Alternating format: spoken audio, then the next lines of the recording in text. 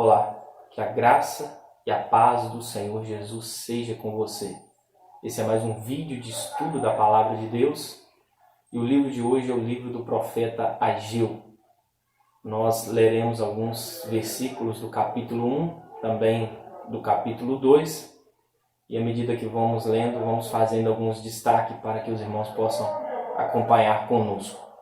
Depois do povo de Judá ter voltado do cativeiro, Deus levanta um profeta para poder repreender e encorajar o povo a continuar a reconstrução do templo, que há 16 anos estava uma obra interrompida, uma obra parada, e o povo, depois de ter voltado, nós vamos ver que estavam cada um cuidando dos seus próprios interesses e a casa do Senhor estava deserta.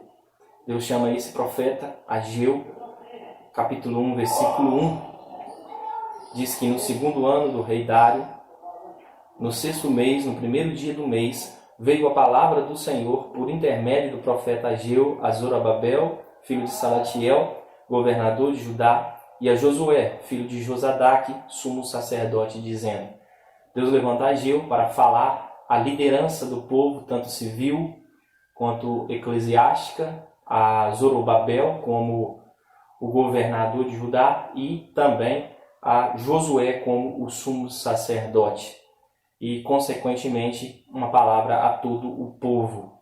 E o versículo 2 do capítulo 1 é interessante que Deus revela qual era a filosofia daquele povo, qual era o pensamento daquele povo. Verso 2 diz assim: Assim fala o Senhor dos exércitos, este povo diz, não veio ainda o tempo em que a casa do Senhor deve ser edificada. Esse povo, a obra estava parada, a construção do templo estava parada, e o resultado disso, o motivo disso era o pensamento do povo, a mentalidade do povo. O povo acreditava que não era tempo de reconstruir a casa do Senhor. E o versículo 3 diz: Veio, pois, a palavra do Senhor por intermédio do profeta Ageu, dizendo: Acaso é tempo de habitardes vós em casas apaneladas, enquanto esta casa permanece em ruínas? E aqui nós temos no verso 5 e também no verso 7, Deus, através do profeta, chamando o povo para poder considerar o seu passado, para que o povo fosse levado a uma reflexão. O versículo 5 diz: Ora, pois, assim diz o Senhor dos Exércitos, considerai o vosso passado. O verso 7, da mesma maneira, assim diz o Senhor dos Exércitos, considerai o vosso passado. O povo estava cada um voltando para dentro dos seus próprios interesses, acreditando que ainda não era o tempo de um interesse comum de estar reconstruindo o templo, reconstruindo a casa do Senhor. Como consequência disso, nós temos aí o verso 6, que vai dizer: Tendes semeado muito e recolhido pouco, comeis, mas não chega para fartar-vos. Bebeis, mas não dá para saciar-vos. Vesti-vos, mas ninguém se aquece. E os que recebem salário, recebem para pô-lo num saquetel furado. Eu quero realmente destacar esse verso 6 aí, fazendo um paralelo a Gênesis capítulo 12, onde Deus chama Abraão. E no chamado de Deus para Abraão, ele vai dizer: sai da sua terra, do meio da sua parentela, para a terra que eu te mostrarei. E ali nós podemos ler o restante do capítulo 12, onde o próprio Deus vai dizer para Abraão: abençoarei os que te abençoarem, mas amaldiçoarei os que te amaldiçoarem. Em ti serão benditas todas as famílias da terra. Eu quero fazer aqui um paralelo. Nós conhecemos Deus, nós sabemos que Deus ele é abençoador. E quando nós olhamos para Gênesis capítulo 12, quando Deus chama Abraão, nós percebemos nesse versículo onde ele diz: abençoarei os que te abençoarem, amaldiçoarei os que te amaldiçoarem. É uma verdade que quando Deus decide abençoar um homem, quando Deus decide abençoar um povo, não há nada, não há maldição que impeça de fazer. Porque ele vai dizer, eu abençoarei os que te abençoarem, mas também amaldiçoarei aqueles que te amaldiçoarem. Então, quando Deus decide abençoar um povo, não há ninguém, não há nada que possa revogar. Mas aqui também nós temos uma outra verdade, que quando Deus decide reter a bênção, não há nada que o homem possa fazer em si mesmo, não adianta trabalhar mais, não adianta sacrificar mais, porque se o Senhor não edificar, em vão trabalha os que edificam. O verso 6, ele me traz essa clareza, porque o povo estava trabalhando muito. Tendes semeado muito, tendes semeado. Não era por preguiça do povo em relação ao trabalho. O grande problema aqui era a omissão do povo em relação à obra de Deus.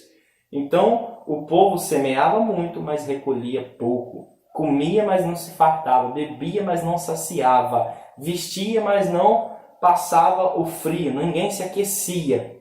E o que recebia salário era como se depositasse em um saco furado. Imagine a consequência de um povo que é omisso à obra de Deus. Tudo isso por conta do povo acreditar que ainda não era hora de voltar para a casa do Senhor e reconstruir a casa do Senhor. Nós temos também no verso 9 do capítulo 1, Deus dizendo ao povo que o povo esperava muito, esperastes muito, e eis que veio a ser pouco. E esse pouco, quando trouxeste para casa, eu com um assopro dissipei, próprio Deus.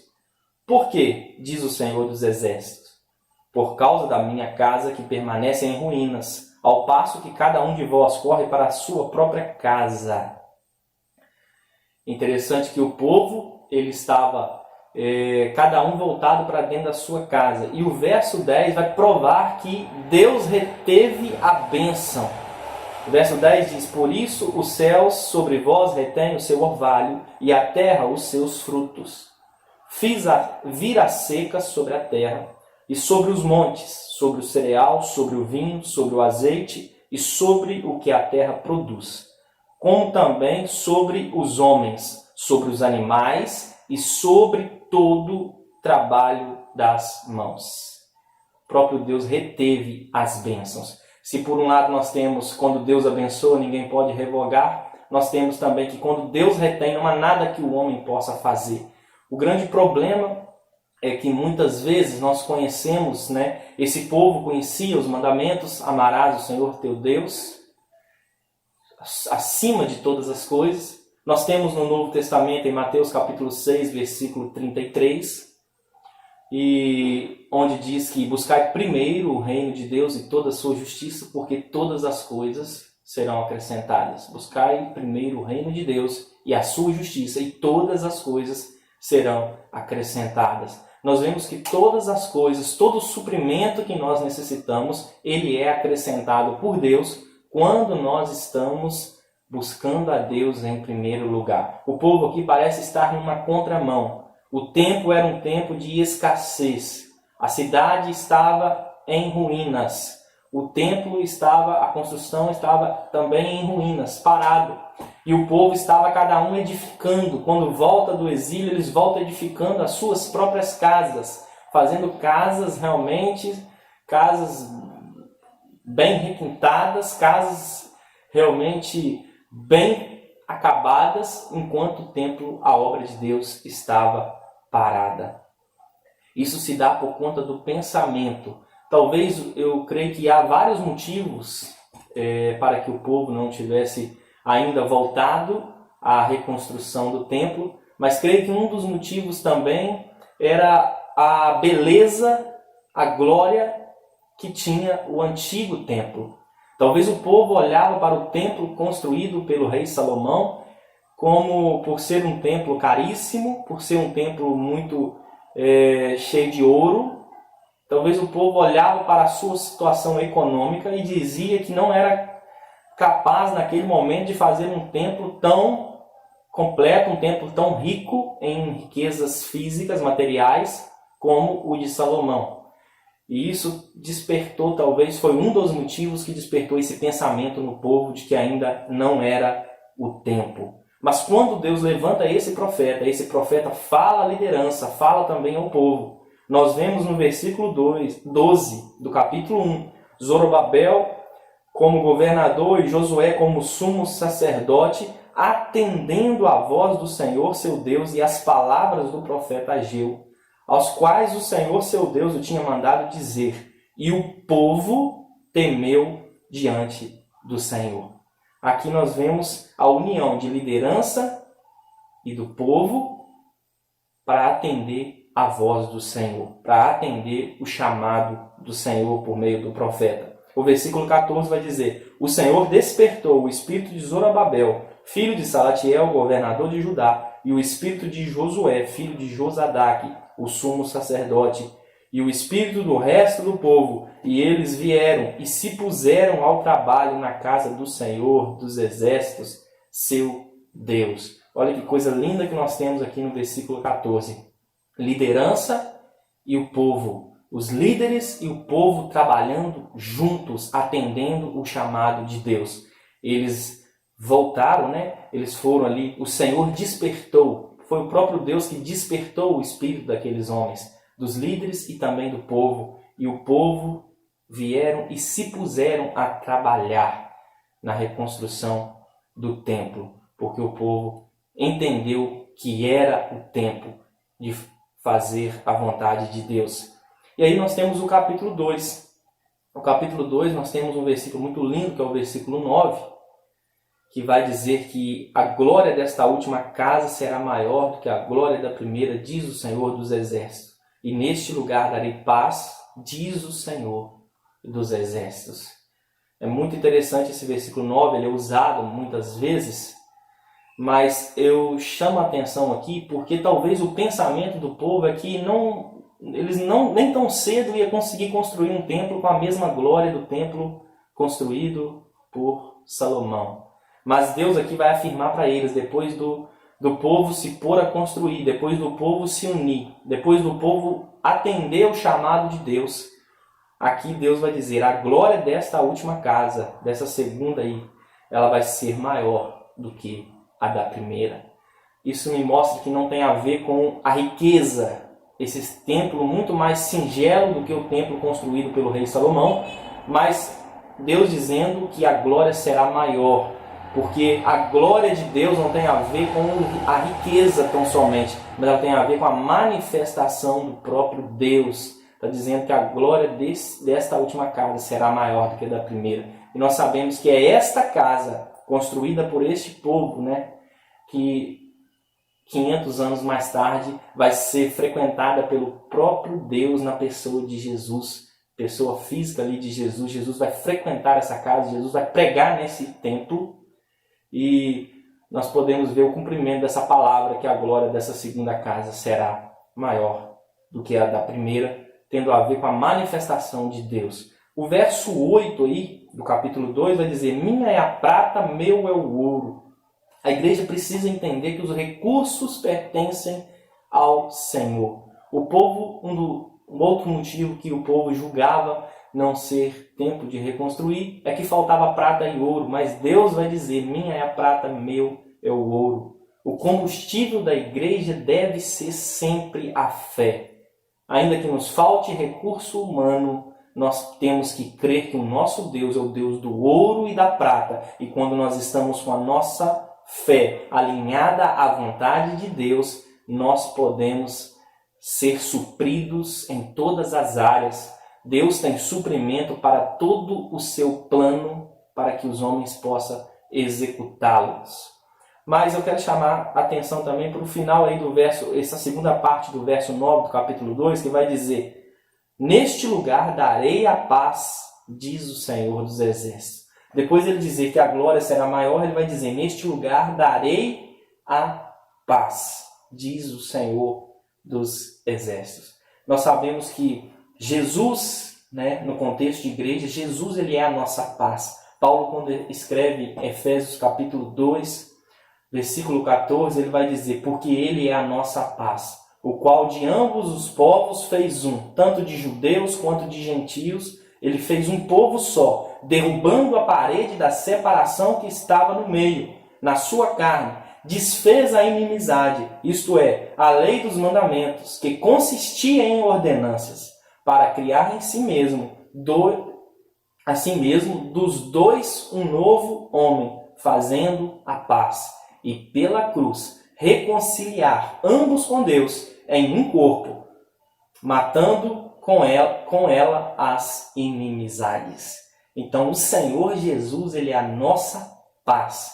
E aqui está dizendo, e neste lugar lhes darei paz. E hoje nós sabemos que a nossa paz é o Senhor Jesus. Nós precisamos, em tempos difíceis, em tempos de dificuldades, nós precisamos estar sempre ligados a Cristo, porque Ele é a nossa paz.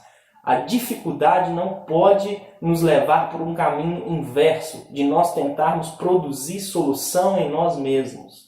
Como este povo tentou trabalhar mais, semeou muito, esperava colher muito, mas o que Deus queria era que esse povo voltasse para a sua obra, porque Deus ia prover o ouro, Deus ia prover a prata, Deus ia prover a saúde, Deus vai prover o recurso, Deus vai prover a paz que o povo precisa.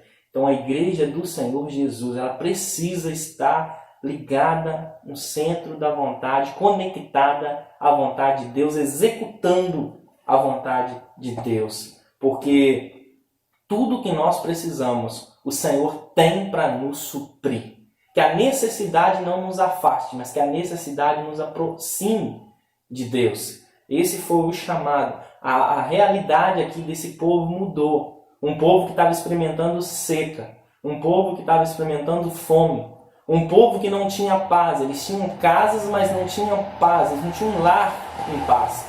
O povo, a realidade deles mudou. Quando no verso 14, uniu-se a liderança, uniu-se Zorobabel, uniu-se Josué e todo o povo para se colocar, se puseram ao trabalho a fazer a vontade de Deus. Uma igreja que caminha com a liderança e o povo unido na obra do Senhor. É uma igreja que experimenta a provisão do Senhor. Deus tem os recursos que nós necessitamos, sejam eles materiais ou sejam eles físicos, né? Na saúde, sejam espirituais. Deus tem para nós todos os recursos que nós precisamos. Eu creio, já experimentei o suprimento de Deus. Nós, como congregação aqui em Cachoeira, quando nós lançamos mão de uma construção e Deus abriu portas onde nós menos imaginávamos e Deus supriu a necessidade do seu povo. Eu creio que nós vivemos tempos que Deus quer suprir a necessidade do seu povo, mas o seu povo precisa estar disposto ao trabalho, não ao trabalho egoísta, não ao trabalho simplesmente seu dentro da sua própria casa, mas ao trabalho na obra do Senhor, trabalhando em cooperação com o Senhor e a sua igreja. Que Deus nos abençoe, que essa palavra seja realmente uma palavra de Deus ao seu coração. Em nome de Jesus, que o Senhor abençoe o seu dia.